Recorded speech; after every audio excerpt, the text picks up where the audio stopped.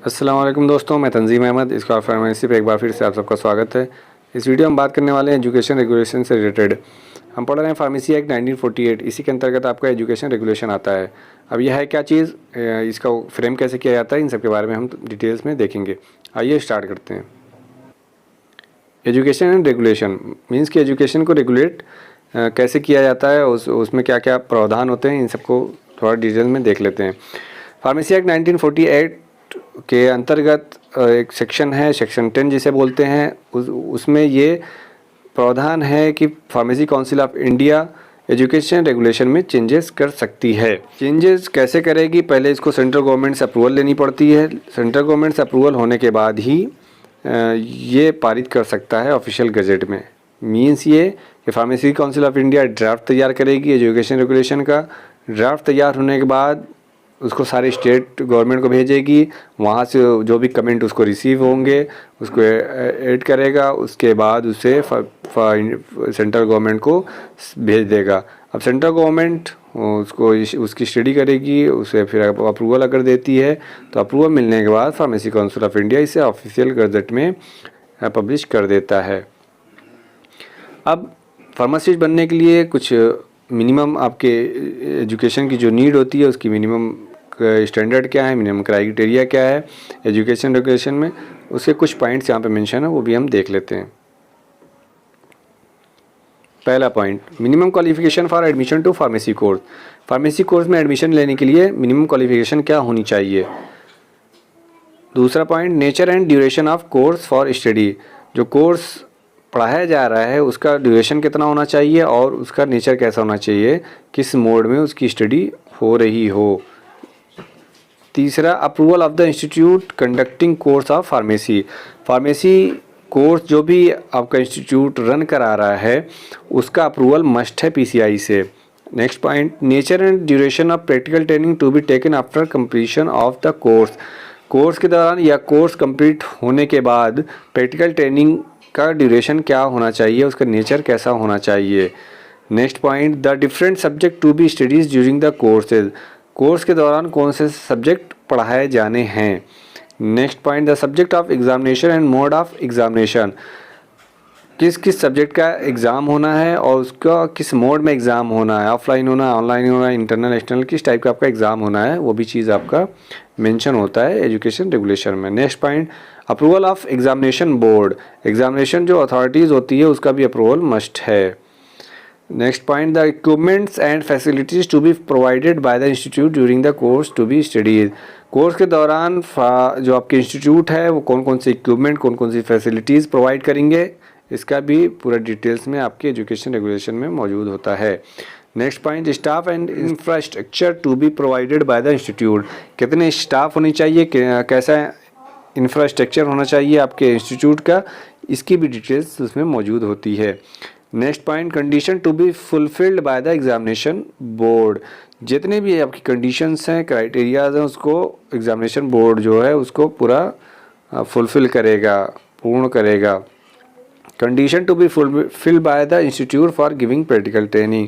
जो भी इंस्टीट्यूट आपके प्रैक्टिकल ट्रेनिंग प्रोवाइड कर रहे हैं उनको भी सारे क्राइटेरिया को फुलफिल करना होगा, सारी कंडीशन को फुलफिल करना होगा। ये तो आपको कुछ पॉइंट थे जो एजुकेशन रेगुलेशन के अंदर आते थे। अब थोड़ा हम फ्रेमिंग देख लें कि एजुकेशन रेगुलेशन को कैसे फ्रेम किया जाता है। तो 1948 मतलब फार्मेसी एक्ट 1948 के सेक्शन 10 के अंतर्गत ये प्रोविज़न है कि एजुकेशन रेगुलेशन को फ्रेम किया जा सकता है।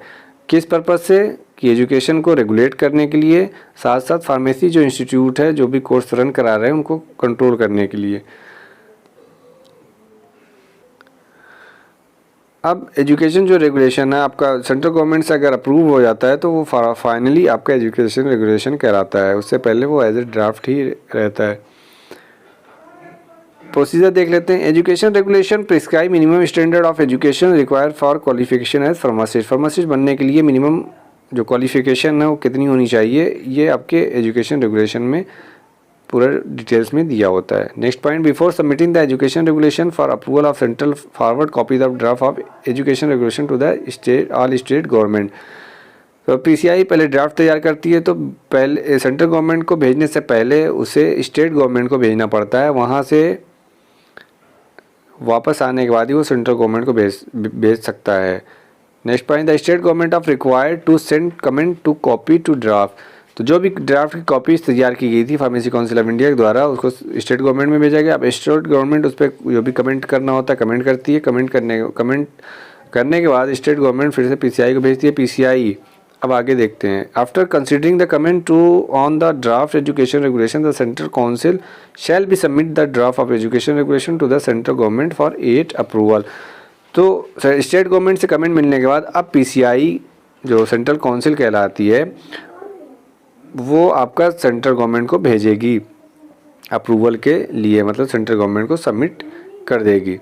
अब सेंट्रल गवर्नमेंट उसका अध्ययन करेगी और उसके बाद next point, after approval of central government education regulation are publish in the official gazette. Central government approval मिलने के बाद, मीन्स कि सेंट्रल गवर्नमेंट से अप्रूवल मिलने के बाद अब पीसीआई इसे ऑफिशियल गजेट में पब्लिश कर देती है। पब्लिश होने के बाद फाइनली आपका एजुकेशन रेगुलेशन बन जाता है। तो ये था आपका फ्रेमिंग कि कैसे एजुकेशन रेगुलेशन को फ्रेम किया जाता है। अब बात कर लें इंस्टीट्यूट का अप्रूवल कैसे होता है। अप्रूवल ऑफ द इंस्टीट्यूट, अब बात कर लेते हैं कि इंस्टीट्यूट को अप्रूवल कैसे मिलता है। तो कोई भी इंस्टीट्यूट अगर फार्मेसी कोर्स रन कराना चाह रही है, चाहे डी फार्म, चाहे बी फार्म, चाहे फार्म डी, तो पहले उसे पीसीआई में अप्लाई करना पड़ता है अप्रूवल के लिए।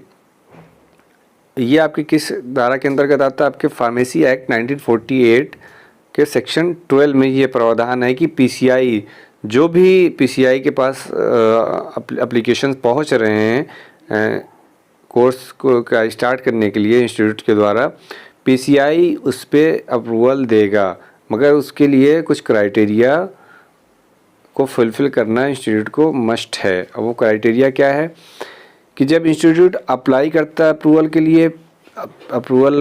के लिए अप्लाई करने के बाद ये पहुंचता है आपके पीसीआई के पास। पीसीआई उस एप्लीकेशन को कलेक्ट करता है जिसे कहते हैं एसआईएफ। उसके अकॉर्डिंग फिर पीसीआई इंस्पेक्टर को इंस्टीट्यूट में विज़िट करने के लिए भेजता है, वहाँ पे इंस्पेक्शन के लिए भेजता है। इंस्पेक्टर आपके इंस्टीट्यूट पहुँचता है। इंस्टीट्यूट पहुँचने के बाद वो फिज़िकली सारी चीज़ें वेरीफाई करता है कि वो आपका इंस्टीट्यूट क्या फैसिलिटीज़ प्रोवाइड कर रहा है। एजुकेशन रेगुलेशन के अकॉर्डिंग अगर सारी चीज़ें फुलफ़िल हो जा रही हैं, जितने भी उसके स्टैंडर्ड है, जितने भी क्राइटेरियाज़ हैं, सब इंस्टीट्यूट के द्वारा अगर फुलफ़िल कर दिए जा रहे हैं, तो इंस्पेक्टर एक रिपोर्ट तैयार करता है। उस रिपोर्ट को फिर वो पीसीआई को सेंड कर देता है। पीसीआई उस रिपोर्ट के आधार पे अप्रूवल दे देती है। अब बात कर लें कि अगर स्टैंडर्ड को फुलफ़िल नहीं किया जाता इंस्टीट्यूट के द्वारा, तो पीसीआई क्या एक्शन लेती है। तो अगर फुलफ़िल नहीं किया जाता है तो पीसीआई 3 महीने का उस टाइम देती है उस इंस्टीट्यूट को कि अपने जो भी उसकी कमी है उसको पूरा कर ले, उससे रिगार्डिंग उसको क्लैरिफिकेशन दे। अगर सब कुछ सही हो जाता है, सारे स्टैंडर्ड इंस्टीट्यूट के द्वारा फुलफ़िल कर लिए जाते हैं, तो अप्रूवल दे दिया जाता है। अदरवाइज़ अप्रूवल विड्रॉल कर लिया जाता है।